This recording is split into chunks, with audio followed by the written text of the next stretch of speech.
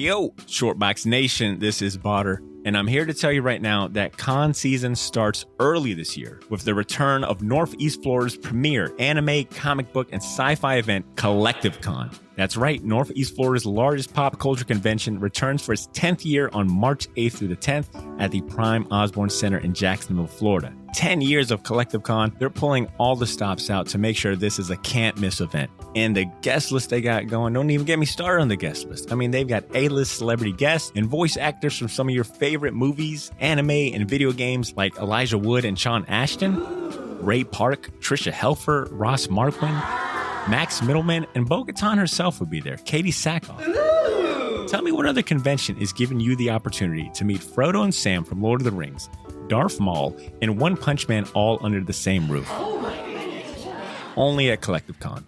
And if you're looking to get some of your favorite comics signed, or if you want to get an original sketch from some of the best comic artists in the world, well, you're in luck, because there'll be plenty of comic and creator guests there, like DC comic artist extraordinaire Clay Mann, Harvey Award-nominated illustrator John Taylor Christopher, Marvel and DC cover artist Chris Stevens, and acclaimed Star Wars author Timothy Zahn. They'll all be at Collective Con this year. And if you're looking to bring the family, or if you want to make a weekend out of it, you're in luck, because there'll be so much going on at Collective Con that weekend in the form of vendors, fan panels, video game tournaments, cosplay contests, after parties, and a bunch of fan events. You can purchase single and 3-day weekend passes now using the link in this episode's show notes, or by going to collectivecon.com to book your tickets and hotel. Buy your tickets now, and I'll see you at Collective Con, March 8th through the 10th. Now let's start the show. Ladies and gentlemen, I present to you the Shortbox Podcast.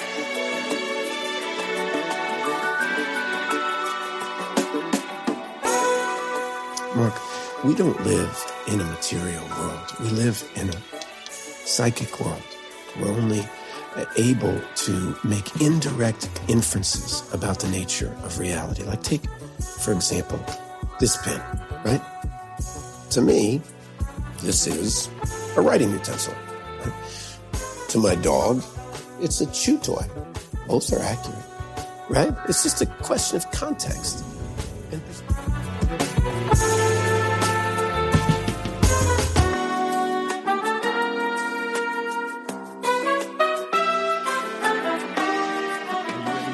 properly get this thing going?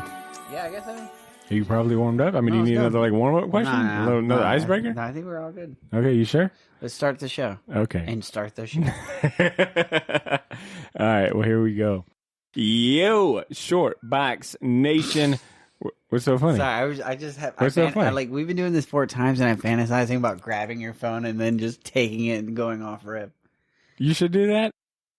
But I'm not gonna. Yeah, you probably shouldn't do that. It's like do that, but also not do it. That'd be kind of rude. I just want to be like, boom, yo, sure. I think the fans would appreciate like your version of that. You know what? All right. You know what? And we have 2 more episodes to go for this bonus series before you disappear from the show warning, forever. I might be reading later. You don't know what you want. Like, all right, before we even start that, we'll start another story. So if I'm in a meeting and you know how the boss, like, they're teaching you something and they're like, does anybody have any questions? And there's like, everybody kind of looks around like, who's going to ask that first question? Who's going to ask that first question? I'm always the person that's going to ask that first question just to get it out of the way. Mm-hmm. And then also when the teacher's like, can I get a volunteer for reading? And then there's like 5 minutes of just quietness. And you're like, damn, you're like, all right, fuck, I'm going to go. I would always read, but it doesn't, just because you always read does not make you good at reading. Oh, no, sometimes like you set yourself for failure because it's like, man, that kid can't read worth shit. No. Why would he volunteer first?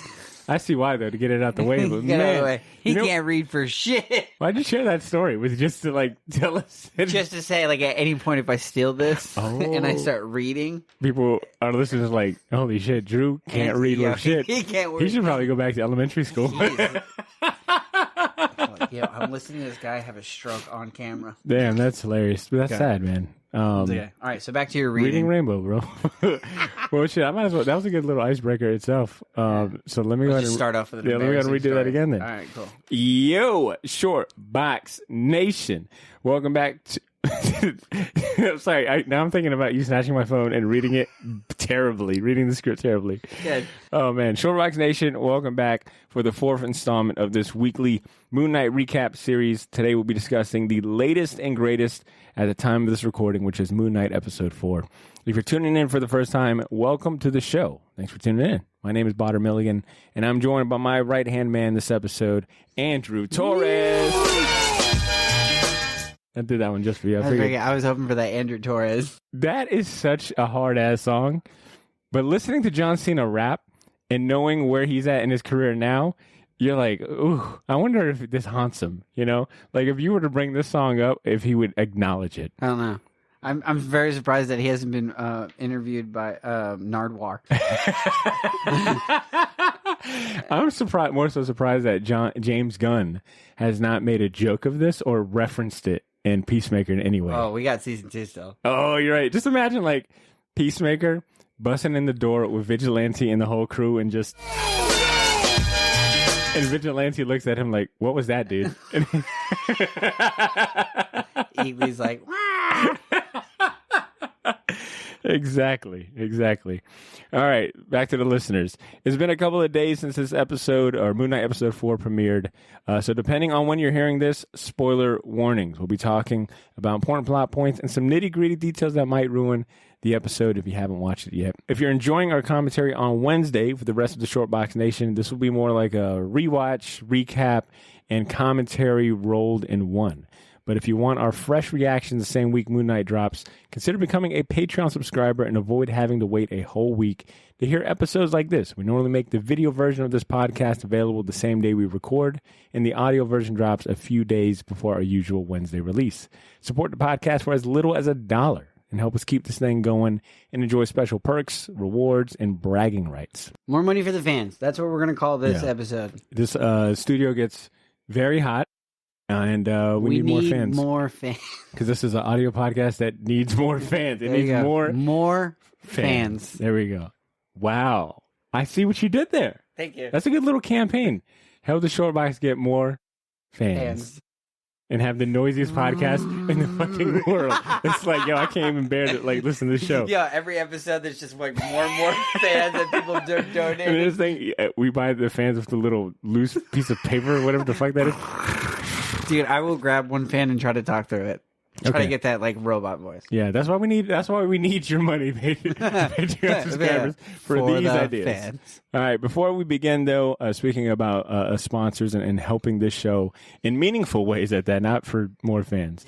I want to thank our sponsor, Gotham City Limit Comic Shop. Why don't you have a sound effect for the doom, doom, doom, doom, doom, and the explosions?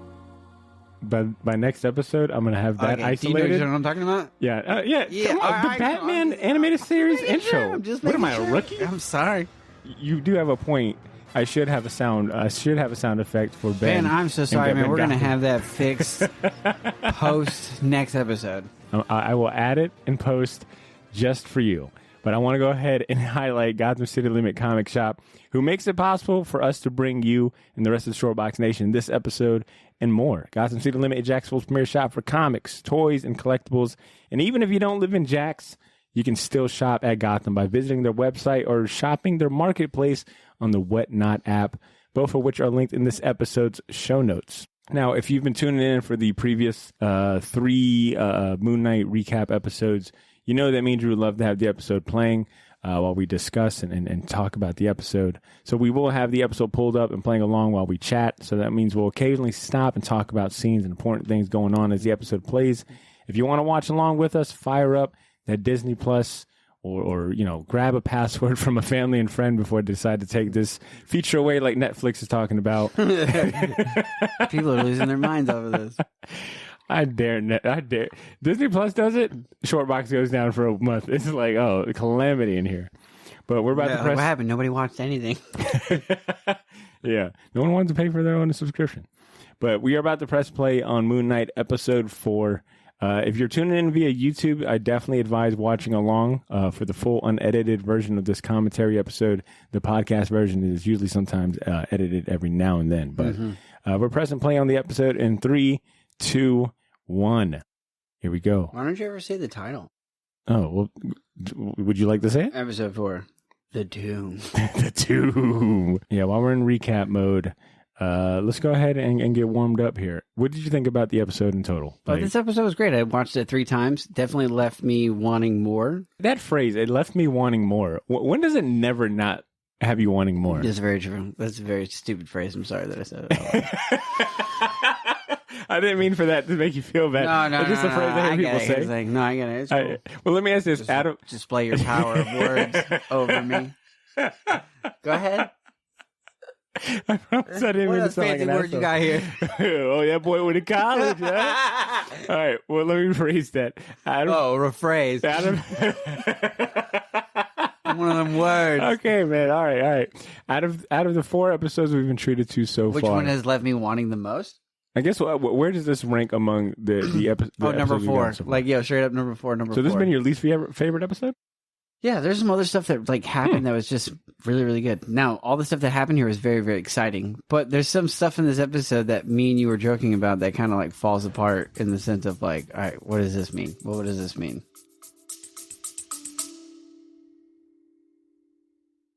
Yo, this is Botter. Sorry for interrupting this episode, but I'll keep it brief. I wanted to let you know about a massive sale we have going on over at the Shortbox store on all of our merchandise and apparel. That's theshortboxstore.bigcartel.com. You can now save 20% off your entire order using the discount code YOO, Y-O-O. So if you've been waiting for the right time to finally buy that gauntlet snapback, or if you ever wanted to buy any of the shirts you see me wear on the podcast, well, now's your chance to get them for a steal. We still have a few sizes left of everything, but they won't last long, and once they're gone, they are gone. And then I mentioned that all of our apparel is screen printed on high quality material. None of that heat transfer or direct to garment stuff. Our shirts are some of the most comfortable ones you'll ever wear, and the hats look even better in person. So wear your support for the Shortbox Nation proudly, knowing that you're going to look damn good doing it. Get to theshortboxstore.bigcartel.com as soon as you can, and don't forget to use that discount code YOO, Y-O-O, to save 20% off your entire order. All of this information can be found in this episode's show notes if you want to get there faster. Thanks for not pressing fast forward. Now back to the show.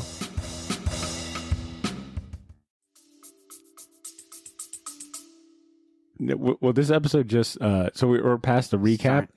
And it starts off upside down. And I was going to ask you, Black Panther. Has it, yeah. Has every episode started with an upside down shot?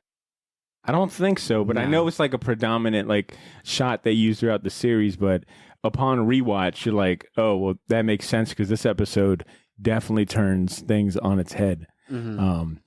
And like I told you last episode, I don't trust this dude. I don't trust the one guy that keep going yeah. And he's like, what's his name? I should have had it, but I don't have it. I know he's an avatar for one of the more powerful Egyptian gods, but the fact that he's always there's something kind of non-trustworthy. Yeah, and there's more than 9. Those things. It's so that's where the rest of the Iliad went. It's a lot of these guys are just straight chilling. What? I don't know about straight chilling. I feel like a lot of the Egyptian guys that they've mentioned or we haven't seen. Probably haven't been found or awakened or probably don't have avatars or I don't know, just there's something going on, especially with that guy. Now Khonshu gets to hang out in purgatory. Mm-hmm. I don't know, dude. But for real, this was your least favorite episode? Not my least favorite, but you as far as ranking goes, where does it go? That first episode to me was really good. Second, nothing has just been disappointing. It hasn't been ramping up. It's just been slowing down. To me, I think the third and fourth and fifth episode to me are definitely going to be slower in the sense of not a lot of story. I mean, we're going to get a lot of story, but to me, it's not going to be as exciting as getting that first episode off. Yeah. And this episode's just good for a lot of reasons, but it's not my favorite episode. Okay. But let's get back into it. No, that's fair. I think what about you? I would have to say the suit didn't show up.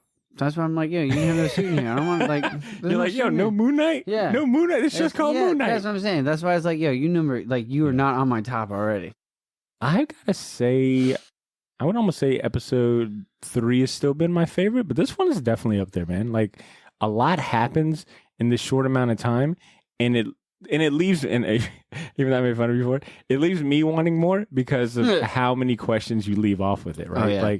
They kind of throw you for a loop, not just once, but almost twice, if not 3 times in this, right? Like 3 times, huh? Yeah. Not only does Mark get a shot at the end and wakes up in an asylum, so it's like, okay, Mark gets shot.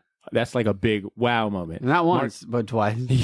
Yeah. Harrow was like, I got to make sure. Yeah. There's 2 bullets. I might as well use 2 bullets. Might as well. But Mark gets shot. Mark wakes up in an insane asylum. And then if that wasn't enough, he also gets to physically meet his other personalities. Mm-hmm. And then he meets a hippo. It's like, how much more how many more loops are you going to throw me in this one episode? Yeah. In the last, 15 minutes? And you're like, all right, Yeah. here you go. It's a lot. It keeps you on your toes, and it definitely gives you a lot. It leaves you with a lot more questions. The episode starts off really strong. Besides that guy doing the circle, when we meet Layla, she is always doing something badass. And I'm gonna tell you this about the desert: I would hate to have enemies in the desert because you can't hide in the desert. Yo, I used to tell people like, yo, you were lost in the desert. I'm like, that's not so bad. Now that I'm older, I'm like, oh, that would suck. Like, yo, it's dark. There's imagine having someone chase after you in the desert and you're trying to hide. You don't really got many options. You'd have to use shadows. And I definitely know for a fact I'm not quick enough on my toes to know to make these maneuvers that Layla has. Oh yeah. And throw a She's like, what's in the car? I'm like, I don't even know. I was like, I don't even know where we parked. She's like, I don't even know where we parked. She's like, it's back there. I'm like, all right. Yeah, Layla knows what she's a badass, man. Like, this is like Layla's episode. Like, first thing we see is, besides the Khonshu stuff like that, she's basically kicking ass, taking names, and helping Steven out. Yeah. And that's one thing that we had discussed before the recording. Was what I liked was this entire the first 3 episodes, Steven is constantly waking up, not knowing what's happening, and you as a viewer is also like, what is going on? But this is like, oh no. When he's asleep, this is what's happening. Dude, and here's I also feel like you are watching Steven become way more confident, and he's also like kind of fighting for his life, right? Like, listen, consistency gives you results. You go to the gym every day, you're going to see something. So. Yeah. The fact that Steven's like, no, we had a deal. Like, Mark is no longer going to be around. And technically, he is taking over Mark's. This is and it is such an interesting way to try to say this and consider that, he is suffering from DID. This is not how they portrayed in the comic books. It's never like this. Well, I mean, just from the get-go, right? From the beginning of the series, Steven has progressed so much, right? Like, this is not the same Steven that we met in episode 1 where he's like kind of a bumbling idiot. Like, he's really he's kind of being accustomed to this life. I think he's trying to win over Layla a little bit too. Mm-hmm. I like when he tells... Like, he's focused. That's what I'm trying to get at. He's a focused Steven. Yeah, and he tells Mark, he's like, what are you going to do? He's like, listen, it's muscle memory. He's like, I know how to do this. It's just I got to figure out, like, how this body knows how to do it. Now that he knows that he shares, a body and a life, and he's got this double life, it's been kind of, interesting to watch him, like, try to reclaim that and being firm about, like, look, I got to get back to my life, too. I need to get back to my life. I don't really care what you got going on. And if it just so happens that, me and Layla kick it off, then we kick it off. Also, that goat, the goat that just passed by, and this is one of the freakiest looking fucking goats ever. I would Standing never. on a rock I wouldn't even pass that rockaway. I'd be like, nah, that goat is cross-eyed. It's possessed. My favorite thing about this episode is Mark is dressed how you think you should dress when you go to the desert. And Layla is just like, nah, like just. She's like, I'm going to wear jacket, black and some dark pants, colors. yeah, and that's it. And Mark's like, what do you want? I want a jacket. I want a backpack. I want like a long flowy jacket. Like, I get that's what you're trying to make him look like. I didn't get the cinematographer's name for this episode, but I did want to mention that I thought a lot of these shots, especially like the wide shots, the establishing shots, looked really good. My only gripe maybe with this episode is once we get in the cave. Granted, they're in a cave, so it looks like Universal Studios, Islands of Adventure. Well, not that. It's just like it's a really dark episode the whole time. Which made it a little difficult. I don't know if you know anything about tombs. I know. It sounds stupid to complain, but I will admit, it was just kind of hard to make out some of the scenes, like especially when Layla is fucking fighting for her life with that the mummy priest, and I think maybe that was supposed to build upon that like kind of fear and tension, but it was definitely hard as shit to watch itself. Like, where'd she go? Yeah, this is the best part where they're basically talking about. Yeah, Mark and Steven having like these conversations where they're basically fighting each other. Oscar Isaac getting to talk and to act into a mirror for 10 minutes straight. some of the most compelling, I think, moments too. So I mean, at this point, if this was like a rom-com between two dudes trying to fight over for the love of their wife, who's winning for you? Is it Steven or Mark? Yo, man, it's Mark's wife in life. Very like true. technically, Very the way I understand it, I'm viewing this is Mark is like the prime character, right? He's prime. And Steven is the identity that kind of like that showed up second, right? Yeah. Like Mark is prime. Steven comes after that. Steven was like, but Steven doesn't believe it. Steven believes that he has a life, he has exactly, a mother, and I mean, everything. and that is thus DID, right? Like these separate personalities are technically like separate people with separate personalities and in this case lives, like literally lives. So, and that's where like that character, those character moments feel so like, compelling. It's like, man, yeah, who do you side with? Like you kind of feel for both of them. Like both of them have a life, but Mark, man, he's kind of been through some shit. So Mark all day. Steven's kind of been perpetrating. Yeah. It's funny because like Mark, you only get to see the murderous Mark side and the protector side. Like Mark, like he just basically he only shows up. I would debate that because I don't think we've really seen Mark get his hands dirty. Because I'm starting to think that I know in the first episode, when Steven first meets Harrow and meets Khonshu, like, and he keeps coming in and out, he wakes up and there's like blood on his hands and things. I'm starting to think maybe that wasn't. I'm starting to think maybe that wasn't Mark that did all that. I mean, possibly, yeah, because Mark's got the rap sheet, right? He was a mercenary. He knows how to get down, and he like in the third episode, you see him clearly fighting and beating up everybody. That's Mark in the suit that's running around. But he didn't kill anyone. Like even he was surprised by the level of gore and violence that he woke up to. And I mean, they've been kind of hinting at this third personality the whole time, who is clearly a lot more violent. But Mark is a mercenary. Like, that's in your job description. It's like the boy that cried. It's like, what's a mercenary? They kill for money. Oh, okay. Now he can't be too bad. I know I sound foolish, but what was your reaction watching Layla and Steven, in this case, kiss? I was laughing. Obviously, I was just giggling to myself because at first, Steven understands that this is Mark's wife. Like, he's not opposed to, like, he's like, okay. But in his head, he's like, oh, they're getting a divorce? Bet. Like, he's like, Mark and Layla get a divorce? Cool. I'm going to slide in. But Steven... But watching Mark summon enough willpower to punch Steven is one of the funniest scenes probably the best in this scene whole series. Ever, I was like, give him best comedic performance. Give it to Mark Spector, not Steven. Mark, because Mark tells you, when he explains to Steven like the amount of willpower it takes to even be present. So it's like, damn, how much willpower did he use to punch himself? Even the Green Lantern ring's like, God damn. That's a lot of willpower, dude. Dude, I cannot stop. I can't focus on this because I knew this joke was going to hit as hard as his fist. I knew, I swear. It was so good. Can I tell you how dorky I was when they drop into this cave and they see these Panther statues? And that's the thing about Marvel sometimes, or the MCU. Sometimes I'm like, are they trolling us? Like, they know fanboys and the YouTube guys are going to point out, like, 65 Easter eggs you didn't know. Those are actually, Black Panther statues. I did have a moment of like, Panther statues? This is interesting. Now y'all making it too easy.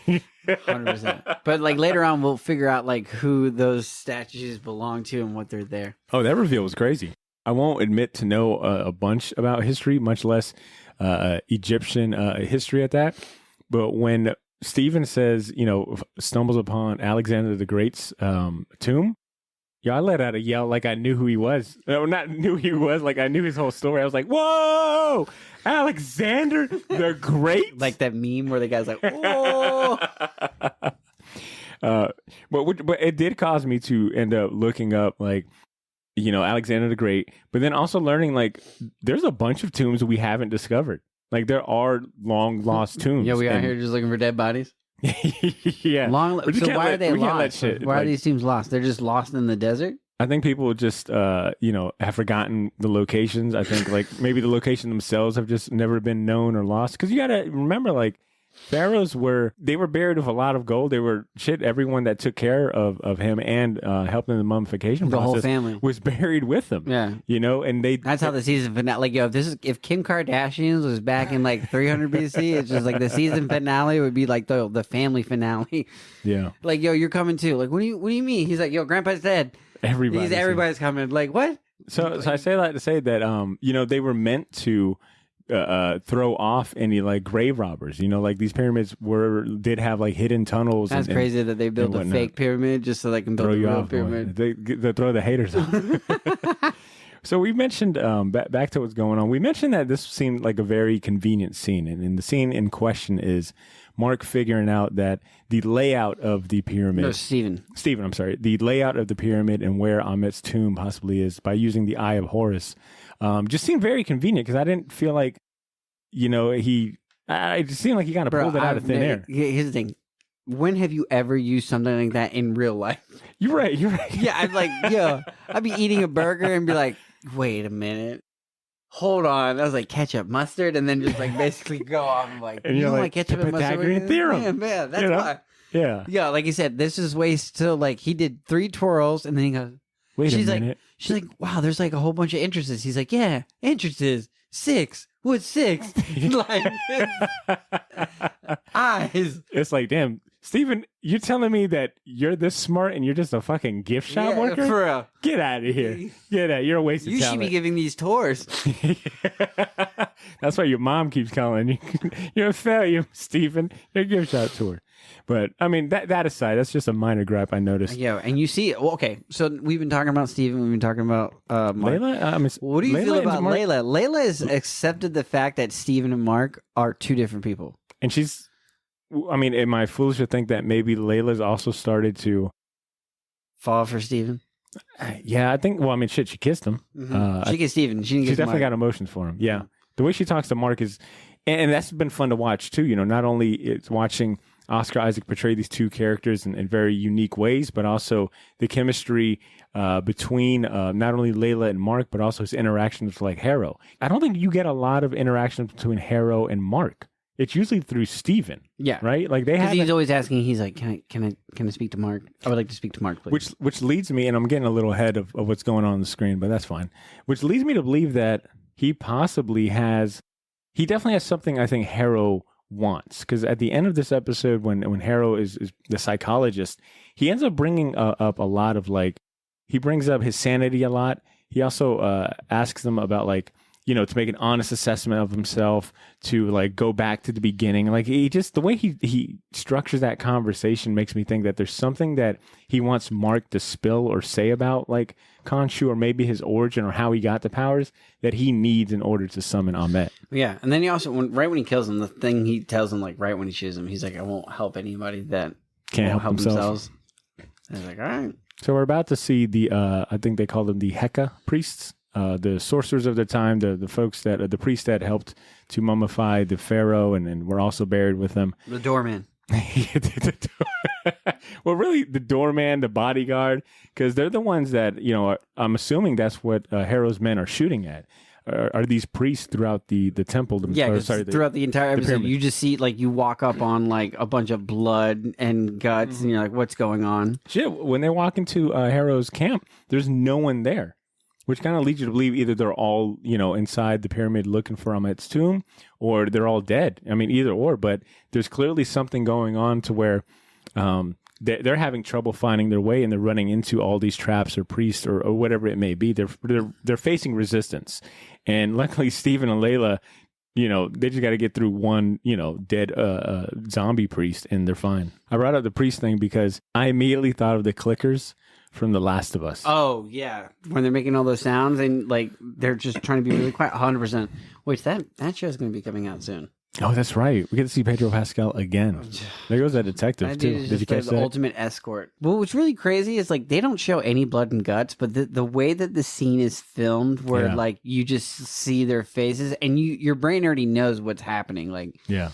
Which I think is a useful element when trying to portray like horror stuff, right? Like sometimes it's better to. Now, granted, you did see a body, kind of seen like an intestine in that Yeah, shot. it looked like Laffy Taffy. But you said that you've rewatched like The Mummy, right? Like Oh yeah, 1 I and rewatched 2 and all the that. Brendan Fraser mummies. I'm curious what the spike in streaming, if there's been any spike in streaming for like The Mummy movies? or Indiana Jones. Oh, there would have to be.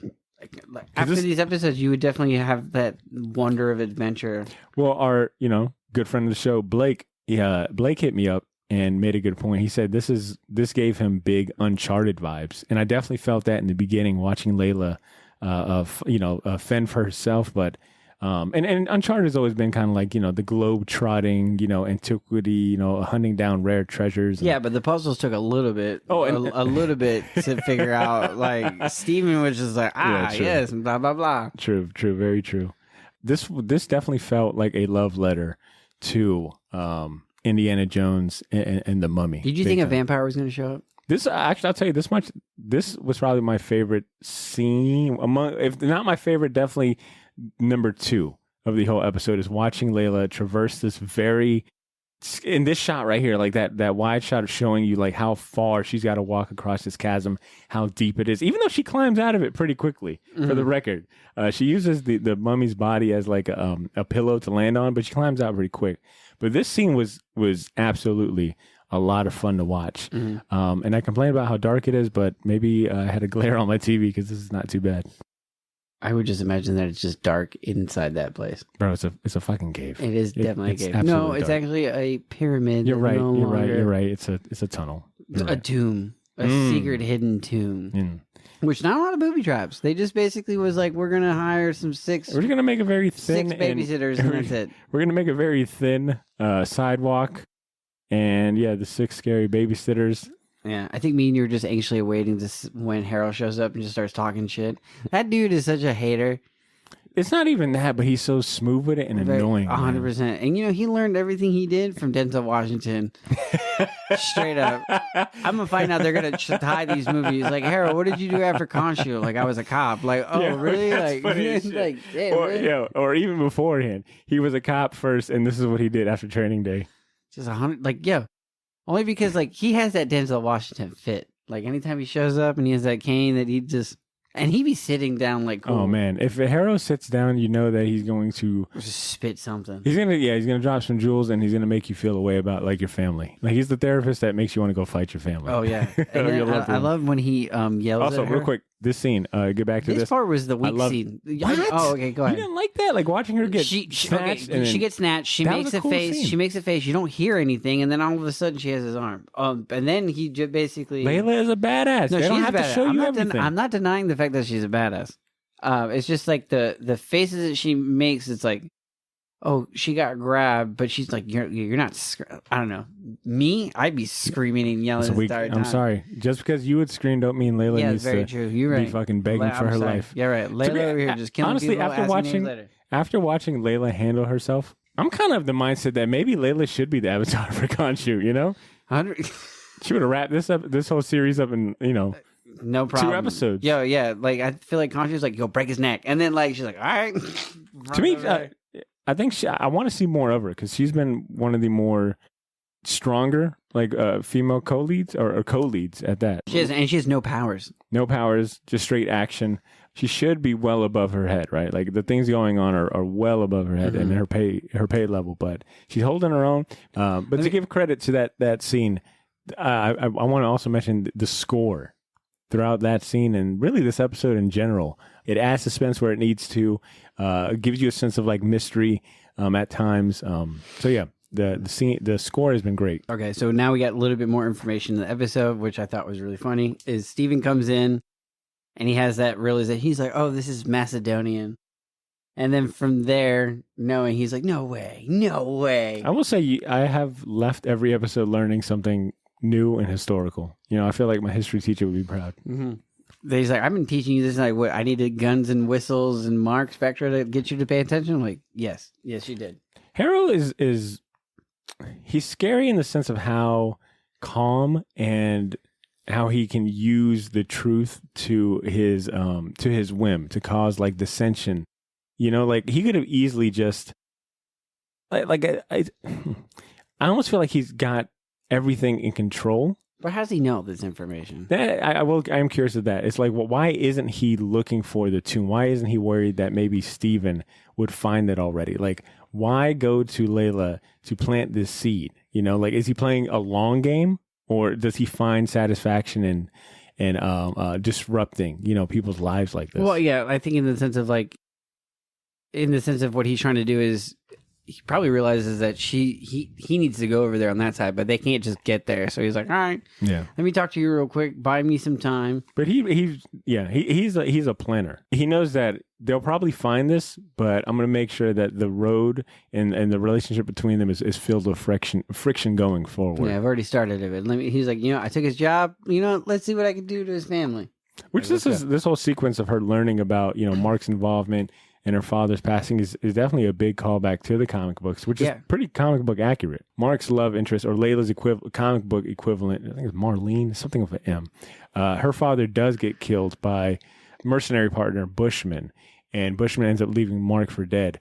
And I could have sworn I would have been a betting man to say that this was the episode we would have got a flashback. I think I said that in last week's recap, but they didn't. And I doubt, and I'm starting to think maybe we won't get a full recap. No, I don't think. Yeah, we probably won't get any flashback because what are they going to show you? They give you all the narrative here, where he's basically telling him, he's like, they give it to us in exposition. Yeah, 100%. Because it's like, what else do we need to see? We already know that we know the story. He was working with a partner who got greedy and killed everyone, and Mark's been living with this guilt his whole life. Yeah, and when it finally comes out, that's what's. Oh man, and we've jumped already. Because the scene that I love the most, actually one of my favorite scenes in this is when no, we didn't miss it. It's when Layla hits Steven and she's like, "Can you hear me?" And then Steven doesn't say shit. He just basically, Mike, I want to talk to you. I actually wrote a note saying Steven left that body so fast. He didn't put up an ounce of resistance. Because Steven's not stupid. He goes, Mark, I got Layla on the phone for you. I'm going to transfer the call. No. Like, here, tell her I'm asleep. Tell her I'm asleep. How much money would it take to get you to put your hand inside of a mummy's mouth? I was thinking. Is there any amount of money? No, I mean, yeah, yeah. If it was listen, they put gold inside their thing, and I was like, all right, let's go for it. I was just thinking to myself, I was like, ooh, what does it feel like? He rips open the jaw, and it's like, ooh, it could be dusty, could be spiderwebby. It is the most dust you've probably ever touched. Oh, imagine putting your hand in a pile of dust. Like a pile of dust and old twigs. All right. You know what I'm going to do? My car is really dirty, so I'm going to basically stick my hand underneath, like if I dropped a can of Coke underneath the seat. There you go. That's basically what he was doing. Do you think Layla knew Mark's involvement this whole time, and this was just more so an affirmation or confirmation? She knows. She has an idea. Mark, what's your job? I'm a mercenary. What, you kill people for money? Yeah. And I deal in antiquities and all this other stuff. It's like, oh, okay, cool. My dad died one time. No, you don't say? How did he die? He's like, oh, he was out. She's like, where were you the night of Thursday? I was home, girl. Yeah, really? Yeah. Okay. And she's like, what was your name, Layla? I never said my name. Be like, shit. All right. Oh, man, but Harold is sick, man. Yeah, he gets a sick enjoyment out of it, man. I can't tell this story, but I will tell the story offline. Okay. I like this. But I can't wait to stop now. I can't stop recording just yet. So we get the. How are you supposed to release these things? Amit. How are you do you it's like a Pokemon ball? Do you throw it and just Arma, I choose you? Well, let's work it in reverse. We know that it took the Ennead to seal Khonshu, and that seemed to be like a big a big display of power. So it's got to be another big display of power to awaken one, right? Mm-hmm. Like you would almost maybe imagine that he would have to get the Ennead's involvement or something, right? Mm. Or maybe do the reverse of what sealed her Amit in the beginning, which Khonshu knows. Matter of fact, Khonshu said, in episode 3, I remember that night. So maybe that is what Harrow needs out of Mark. I don't know. That might be something, but I think Mark is the key to maybe summoning Amit, in my opinion. Do you think it's the third personality? Oh, I know you said the third personality can either be like Jake Lackley or Khonshu. I'm starting to let go of that Khonshu theory only because He doesn't have the suit anymore. he doesn't have the powers anymore, and you would almost feel like he would have some sort of remnants of Khonshu. But maybe you're onto something where that third personality is the key to maybe unlocking this, and then Harrow needs Mark to like confront that. Okay. Because clearly that third personality is violent. It's angry. It's something's going. It's a mystery. So like it's shrouded in a lot of mystery that we don't know, and maybe Mark suppressed that for a reason. And Steven is kind of like an easier identity to control. So that's why he's a parent. I'm not sure. I'm kind of going all over the place. I don't want to miss this interaction between Mark and Layla. This show manages to find. I think the pacing is really interesting, man. You go from Layla fighting a fucking zombie, or I'm sorry, a mummy priest, to her finding out, She had 5 minutes of Harrow. Yeah, 5 minutes of Harrow. And then now we're getting another, the payoff, like that emotional confrontation. Yeah. And then it's going to go right into, you fucked up when your girl comes straight up and just pushes your chest. Like, you're like, oh, I got to listen. In the middle of a pyramid. And then, and the fact that you're people like, with guns people with guns are shooting, and she's like, no, I want to talk now. And you're like, oh, we can't talk about this? Like, can we talk about it? He's like, yo, let's go. She's like, no. But like you said, she knows what it is, but she's like, no, I want the like truth. Yeah, she needed to hear it.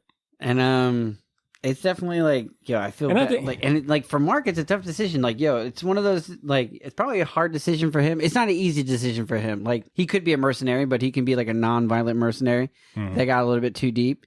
Gets this dude murdered. He even said, he's like, I try to save their lives. I think he was definitely foolish. I think he got in over his head, thinking that like he had things under control. And then obviously, his partner took things to the extreme. Yeah. And then the thing is, like, he sees Layla, probably wants to tell her, like, hey, but then ends up just falling for her. I wonder how much of that guilt. Yeah, for sure. And then she said the same thing too. She's like, you had a guilty conscience. That's why. That's the only reason why you're here is because of your guilt. I wonder how much of that guilty conscience is the reason why. Maybe that was the final push over the edge. Mm-hmm. I'm sure Khonshu had a lot to do with his mind splitting. But it also sounds like he's always had like that underlying DID, and maybe he had it under control, but then met Khonshu. That pushed him over the edge on top of like having this guilt. And thus he created, or the Steven identity spawned off of that, who is not violent, who has all these attributes and traits that reflect like Layla, What if you find out that Mark's not really Mark, but Mark is Jack, and Mark has been locked up this entire time in the third personality. Point, I mean, that could be a realistic. He's like, which one of y'all touched my wife? I'm beating both of y'all. And Jack pointing at Steven like, yo, that third one could do it too. This scene. Man. Harrow shooting just point blank. But that's all that peace talk out the fucking way. But that's what's great. That's to me is another like just surprise? A shocking factor is like, oh, dude, he's using a gun. For this entire episode, you've seen that he has people that will kill for him, die for him. And he's like, nah, I got this. I got this one. 6-shooter. And you're like, man, he hasn't used the cane in a minute. Like, you could have easily used the cane or some sort of like... Yeah, like we're your werewolves. Like, some of your werewolves... It shows me like his desperation, like clearly he needs Mark for something. And I wonder at this point, and I don't want to gloss over how beautiful like this like kind of like scene is, right? Where that's me. Mark like when I take a bath and I'm like, well, check this out. Look how shallow that water is. Yeah. Right. But he falls all the way in. Shit, he falls in reverse and then got into the light and essentially gets reborn. I can't tell you for a fact. Like I've never been in an Egyptian pool, but I would assume that's what it feels like. Oh, just so relaxing. That's a whole new. This is like Hades definition of infinity pool. And he falls, and you're like, oh shit. So you're thinking like this is the end of the episode. Yeah. But clearly it's not, and then you get like a nice little moon. We didn't think we were going to see. This is kind of like a surreal moment right here, right? Mm-hmm. Like, we see him fall into some shallow water, but maybe this is his brain's way of like kind of like saving himself. Because I'm kind of the mindset that either could all be in his mind. This could be a trap of Harrow's or one of the gods. Maybe Harrow had his men pick him up, and this is like some sort of a mind game that he's playing with him in some regard. Mysterio. We have Mysterio. Jake Gyllenhaal said that he's always wanted to be in the scene with. True. But I also wonder if maybe this is something that one of the gods maybe Layla finds the body, takes him to one of the gods of the Enneads, and they're helping him repair his mind. And this is like him having to fully confront that guilt in his past to go forward. I think Cesar brought this up in our Moon Knight comic spotlight. He was like, there's going to be an episode where all three of them personalities are going to meet, and they're going to have to get over their differences to realize, hey, we got to work together to get over this. Like, if the Ninja Turtles can do it, we can do it too. Yeah. And those guys are 4. We're 3. We're better than that. But from here throughout the rest of this episode, they set the stage. I think the payoff is so fun. Like, they set the stage in the case of his sanity. Like, they bring his sanity into question so well. Like, all the clues and the evidence that they provide to convince you he's crazy. Like, the movie he watches, right? So it explains, like, oh, that's where he got the Stephen Grant idea. All the of these one guy people, the guy that's talking to the bingo is the guy that you see in the episode that Steven's always talking to. Yeah, the statue guy. Yeah. His boss is here with him as well. The two individuals that are handling out, like, the handlers. I'll just call them the handlers. They're the 2 detectives that he ran into. So everybody that you've seen so far in the show, this is, and like, I feel like it's Mysterio now, and I'm like, now I'm thinking about Mysterio's behind this. Mysterio's gonna show up like this. Got him, bro. It's Mysterio. I'm gonna do that. Yeah, Mysterio was right.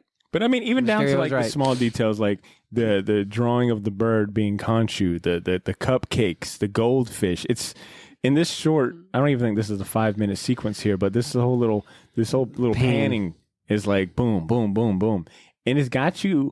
When I first seen this, I was like, oh shit, they're doing it. They're doing it, Peter. You're doing it. He's crazy. But they're literally taking this straight from the Jeff Lemire and Greg Smallwood Moon Knight comic book series, which, I mean, it's no surprise because at least for comic fans, I think we were all waiting for this moment, or we knew they would reference this. I mean, they were very clear in their inspirations and what they were, pulling from. Like, they were clear with their intentions of the comic book. Yeah. We're going to take it out. So if you've ever read that run, like, a lot of this is familiar, where Mark is in an asylum with the personalities and like everyone that's ever showed up in the comic books, and you start wondering, like, damn, this has all been in his mind. He's made up these characters based on these people he's met in this asylum. And they do it so well here, man. What was your first reaction to, like, seeing all this? Like, were you pretty tripped out, or were you like, okay, I see where they're going? No, immediately I got really excited because one of my favorite TV shows from FX is Legion. And it gave me, Legion does that so well. Legion is such a psychological thriller, and it takes place in a mental institution. So you're dealing with like what's real and what's not. So I got very excited to see what they were going to do, but also at the same time I was like, all right, now I'm understanding the structure. Like, here we are. Like, this is going to be is he crazy or not so crazy? What's going to go on? And that's what I meant by, like, you get so much in this episode. Like, first half of it, Uncharted, Indiana Jones, The Mummy, Adventure, like. And then this one, Cuckoo's Nest, The Green Mile. Yeah, exactly. What's that Leonardo DiCaprio movie? Shutter Island. Shutter Island, right? And then at the very end, he does a good job of messing with you because you're like, I don't know was it real, or they like, who's in on it? Yeah, I immediately thought of that among other movies when we got to this scene here. But you get this, and then at the very end, they give you sci-fi. They give you a sci-fi cable TV movie with that hippo. You're like, oh my god. And you know what? One other thing they definitely pull pretty well from the comic is that in the comic book, his psychiatrist, he sees her as Ahmed as well. Like, she's supposed to represent, like, Ahmed. But it's Khonshu fucking with him in the comic books. But the fact that Harrow plays that role is like, damn. Of course, Harrow would be the psychologist in this because he's been doing this the whole time. He's been getting in his head the whole series. Can we also? I would like to back up a little bit and add some of the stuff. Mark, when he wakes up, or not when he wakes up, the first thing he's looking for is Steven. Yeah. Like, he's just like, yo, Steven, like, like, not like, oh, it's out of my head. It's like, he's gone. He's like, Steven, where are you? Like, what's going on right now? I think he does that because it's like, if Steven is here, then I know I'm not dead or crazy. Isn't that like Isn't that great? Ironic? Like, Ironic, it's right? ironic. You're like, yo, Steven's here. I'm not crazy. Yeah. If I hear the voice in my head, I know that I haven't been making this up. And then you're like, all right, and this guy's trying to talk to you, and I'm telling you right now, like I know this speech is going to come back around. I know that there's something, and third time I've watched this, and I'm still like finding things in this speech that I'm like, the way that he emphasizes like, being honest of your situation and how he's always like, Mark, you're distracting yourself. How he's always trying to have him focus, makes me think that there is something that Mark has within his memory or mind that Harrow needs. 100%. This scene's actually really good. I know that like I can get kind of like stuck in the scene is because obviously he's drugged. He's trying to move. The set design is real good too. I'm sorry to interrupt. The set design is awesome too. Did you try to pay attention to see if you caught any like hidden meanings? Because I know for a fact, I'm like, the reason why they designed this is for something. Oh, for sure. Well, they've got clearly like in this scenario, Harrow is a psychologist who seems to have like a fetish for Egyptian artifacts and lore. So maybe they're trying to like throw you off and make you think like, oh, this is where Stephen got all of his ideas for the Egyptian lore. Mark framed the whole adventure. I want to know what this painting is. That would be the painting. When he wakes up. I'm sorry, in episode 1 where he wakes up and he's in that little mountain European town. Okay. I think that's where. Okay, like for the longest time, I was like, "What?" Like he keeps looking. I know what the cane is. I know what the shoes are. Yeah. But it was that one painting that eluded me. Where I'm like, "What does this painting mean? What does it represent?" Okay, let's go ahead and get this on wax. Ooh. What is your prediction as far as what this is? Is this in is this in Mark's mind? Is this a trick of Harrow? Is this a trick of the gods, or is this something completely different? I think this is like he's teetering the world of life or death. I feel like he is dying, and this is like his psyche or medicine, like mind trying to mind trying to like heal himself up and try to get to where he needs to. This is his outer body like experience. So maybe that's a good. I'd probably lean that. Nobody way. knows what happens when you die or you're about to die. But if I was like, I definitely don't want it to be. I don't want to find out that it's me in an insane asylum. I'm good on that. Because at first I was like, no, this has got to be a trick of Harrow's or one of the gods. But then Tourette, hopefully I'm saying that right. I apologize if not, but Tourette, the hippo god, shows up at the end. That's who it is? Yeah, she is the goddess of pregnant women in childbirth. She was also a mother goddess who wore the solar disc and cow's horn to symbolize how she helped in the daily rebirth of the sun. And if you think about like the moon, travels through the night sky. Khonshu is the protector of the travelers of the night, and then the sun comes up. It's kind of like this whole cycle of death and rebirth. I think it complements your idea that this is his kind of way of his kind of like near death experience. Like Tourette is probably here to help him be reborn again. But he's gonna have to face his demons and that guilty conscience. And then we. Sorry, this is such a great scene because this entire time they've been fighting and like they're just so happy they get to see each other. They're happy. He's like, what's going on? And what's great is you get to see both of them next to each other, but you can clearly tell who's who, and like even from the mannerisms. For sure. I paid attention to like all the mannerisms. Mark's hair is pulled back. Steven's hair is disheveled. Like you said, Steven's always like basically kind of like hunching a little bit. He's always like has his hand somewhere. Mark is very confident in all of his movements. Also, look at the way Mark moves. He's always got a fist up. He's always got a punching hand up. And Steven's very reserved. Small details, man. And I like the fact that they both. Why is this one standing up? That's what I'm saying. It's like everything about it. This like it's red. It's shaking. It's not shaking out of fear, but like get me the fuck out of here. Mm-hmm. And the fact that they both kind of dismiss it, like we don't even talk about that guy. No. All right, and we are getting to the big grand finale. I don't think you could have. I don't think you could have paid me any amount of money to guess a fucking animated hippo was going to show up on the other side of that door and he's just be so pleasant. We've wrapped up the episode. What questions do you leave with after that? Especially this being your third viewing, like what do you think happens in the next episode? Best prediction. And that's what's so great about this thing is because I'm not really. I thought by the time that these episodes would air, I would have read so much Moon Knight that I would have an idea of who it was and what they're trying to pull. But since I'm lazy, I was able to enjoy it like the rest of the other Disney Plus Patreons. So wait, do you have any questions that you want to see answered in the next episode? That's what I'm saying. Like, I have no questions because like all my questions are. I mean, I have tons of questions, but nothing specifically in detail that would like matter. It's like it is literally like what is happening. There like nothing like. Do you know anything at all? The last 10 minutes basically undid everything that these last 3.5 episodes were establishing. Fair enough. I guess the big questions are pretty obvious. It's like who is the third personality? Who's in that sarcophagus if it is a personality? Why is this hippo goddess here? Where is nice. Mark? Like, why is she so nice? Yeah, why is she so nice? It was this all in Mark's mind. I really doubt it. That would be one hell of a twist if it was like, no, this really it was all in Mark's mind. My main question is, do you think Layla and Mark can work through this?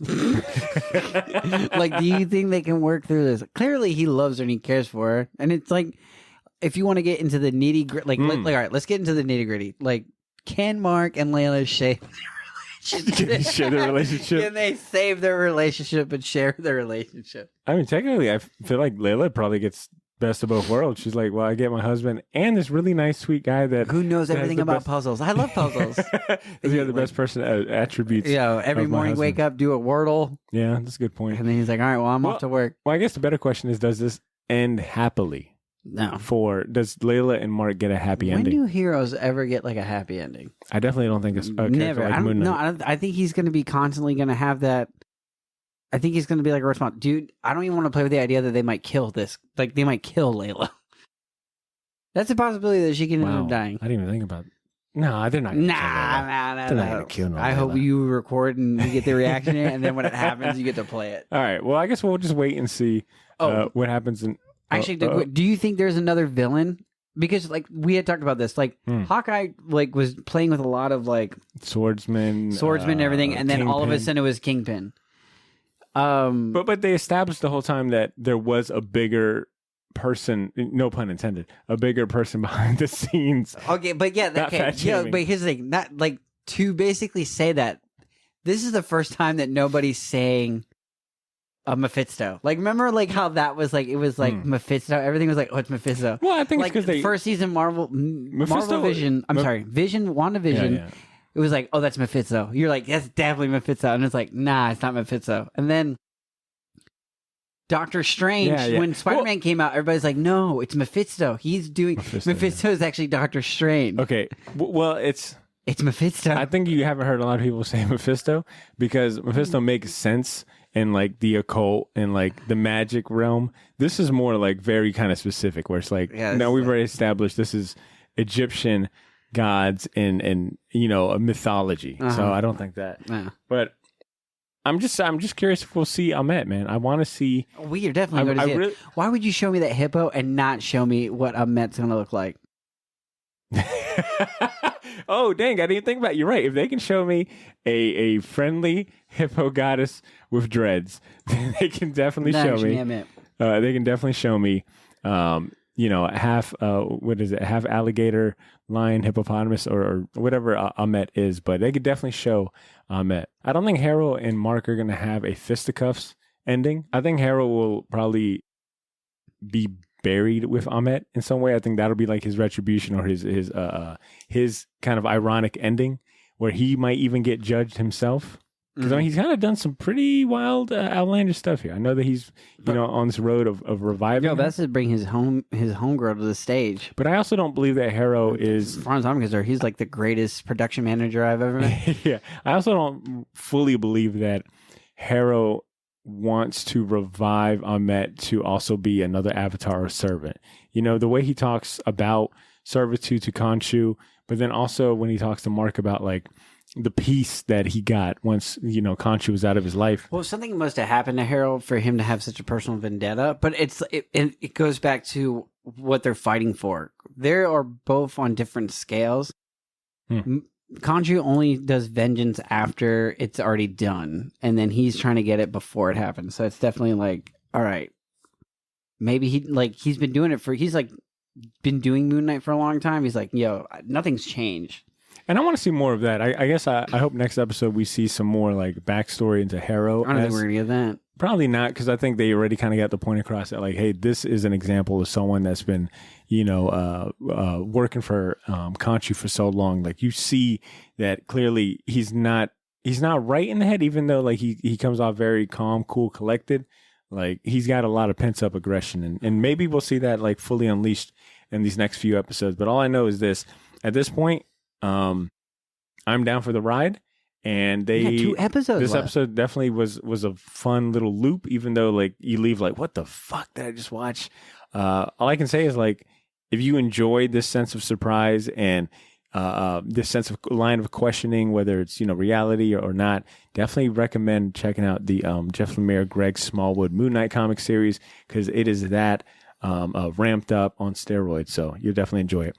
Drew, go ahead and close us out and give me your lunar ranking for this episode. Oh, what you ranking this out of the 8 phases of the moon? 7. I give it 7. Okay, 7 phases. 7 phases of the moon. What's the 7th phase? All right, the 7th. All right, so you're giving this a third quarter, yeah, or half moon. It's so funny because we are actually in the 3rd quarter of the Moon Knight series. Okay, all right. I will give this also a 3rd quarter ranking, a 7th phase, if not closer to a full 8, man. Like I said, this episode just had so much. Just missing the suit. Yeah, which would be a waning crescent moon. I'd give this a waning crescent moon. But I'd give this a full 8 out of 8 phases of the moon. I know that this one, we didn't get the suit, we didn't get to see Moon Knight, but they accomplished everything else, like giving us action, suspense, also like throwing you for a loop and subverting any expectations. And I think from here we've now entered like the 2nd phase of like this series, right? Like where it's like, we did the whole introduce you to the characters. Now we're going to have some fun with it. Now, like, this is where we're going to go. If we're on a roller coaster, now we're going through the loops. We're doing the tight turns. And I want to see how they land. Okay. We've talked about how it always feels like sometimes these shows wait until the very last minute to do something like this, and then they have to wrap up very quickly. And sometimes it feels a little lackluster. Mm-hmm. I'm hoping next episode does a good job of getting us set up for the finale, and then the finale can get some time to like breathe. Have you noticed yet that every episode ends with a different phase of the moon as well? Oh, Have you picked up on that? Like every episode ends, there's always a different phase of the moon. So I was like, oh shit, I gotta tell that to Beat next time I see him. I don't remember what that one is. And here we are. By the time that we're done with this series, we'll know all 8 phases of the moon like the back of our hand. Mm-hmm. But for now, I want to look to our listeners and I want to hear their opinion, man. We've done a lot of talking. Yeah, we want to know what kind of fans you have. What type of fan are you? We've talked. Are you a ride or die fan? We've talked a lot these last 4 episodes, and I feel like we've thrown a lot at the wall, right? I mean, some of this stuff has stuck, but it just comes with the territory when you're doing like when a you're commentary. dealing with Drew. Yeah, when you're dealing with Drew, when you're doing a commentary series like this, where it's a week in, a week out on one topic. So I want to look to our listeners and invite them to share their opinion, predictions, especially as we start getting to the finale of the series. How are you liking the series? What's been your favorite episode, favorite moment? Or tell us your gripes, man. Maybe this hasn't been your cup of tea. Would love to hear your thoughts. Maybe not enough moon in the Moon Knight. Yeah. Even though I feel like the first episode or 2 gave us so many moonshots. 8 moonshots in one episode. 8 moonshots. Anyway, send us your thoughts via DM on social media, whether it be Instagram or Twitter, or write a short email to theshortboxjacks@gmail.com. Other than that, there you have it, Shortbox Nation. Thank you for hanging out with us this week, but it's time to close out the show. Next week, you'll get to hear our reaction and commentary for Moon Knight Episode 5, and a Doctor Strange comic spotlight episode to celebrate the upcoming Doctor Strange movie. Both of those will drop on Wednesday. If you want to hear all of our episodes the second we post them before anyone else, consider becoming a Patreon subscriber and avoid having to wait a whole week. Don't consider it, just do it. Yeah, just do it. All right. Don't wait a whole week to hear from us. Mm-hmm. Sign up for our Patreon using the link in this episode's show notes and support the podcast for as little as $1. Help us keep it going and enjoy special rewards and epic bragging rights. Go to patreon.com/theshortbox right now, or click the link in this episode's show notes to sign up. In the meantime, give us a follow on social media if you aren't part of the bandwagon already. But most importantly, take care of yourselves. Have a great day. And please continue to make mine and yours Shortbox. We'll talk to you soon. Peace.